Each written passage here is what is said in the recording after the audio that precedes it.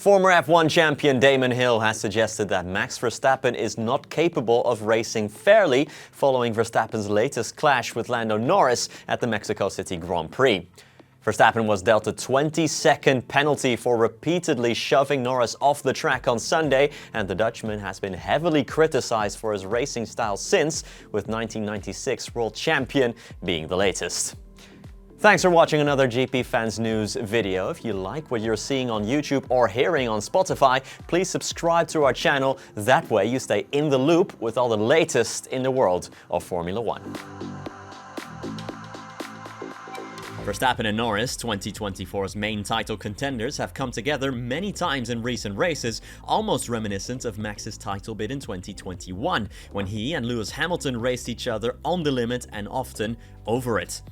The Autodromo Hermanos Rodriguez was the first time Verstappen was heavily punished for his aggressive defending, however, as he was given two 10-second penalties.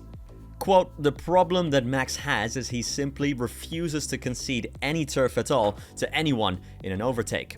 So that's the situation. The aerial footage is very clear to me. He made no attempt to back off and make the corner and leave room for Lando. It was just simply a case of you're not coming through. And that's okay, but is it what we want to see as a sport? I think there was some really good wheel-to-wheel action with Liam Lawson and Checo Perez. The same with Lewis and George Russell, so it is possible to race fairly, and that is something I'm not sure that Max is capable of. It's not in his repertoire, it's not in his philosophy. His philosophy is that you're not coming past."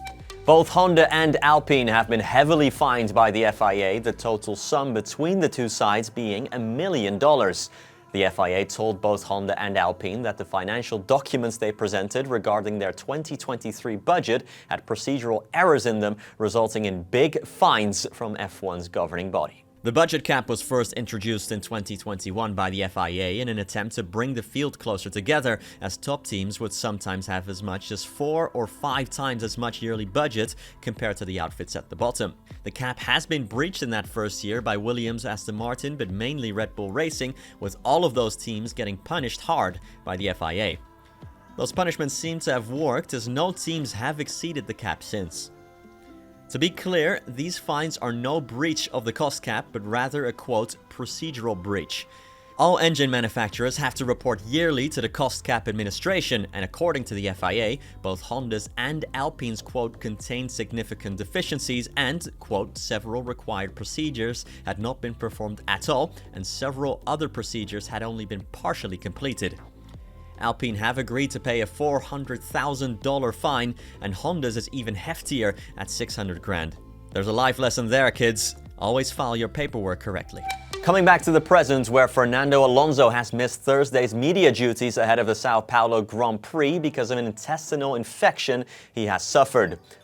Alonso traveled to Europe after the Mexico City Grand Prix to receive treatments, but the team, Aston Martin, also states the Spaniard will be ready to go come this weekend at Interlagos. Quote, "Fernando will miss his media day activities in Brazil. Fernando had suffered with an intestinal infection in the lead-up to the Mexico City Grand Prix. He returned to Europe to receive further treatment from a specialist.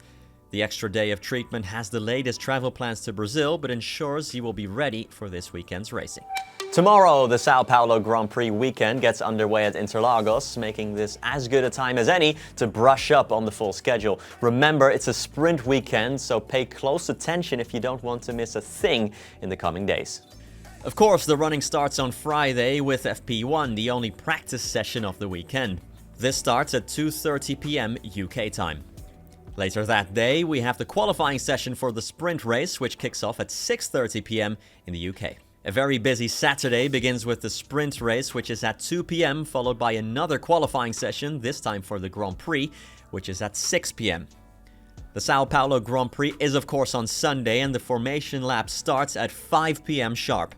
Again, all of these times I just mentioned are in the UK time zone, so adjust them accordingly to where you are, or go to our website to consult the full schedule there. That's it for another GP Fans video. I'll be back tomorrow with another one. I hope to catch you there. Thanks for watching either way, and take care.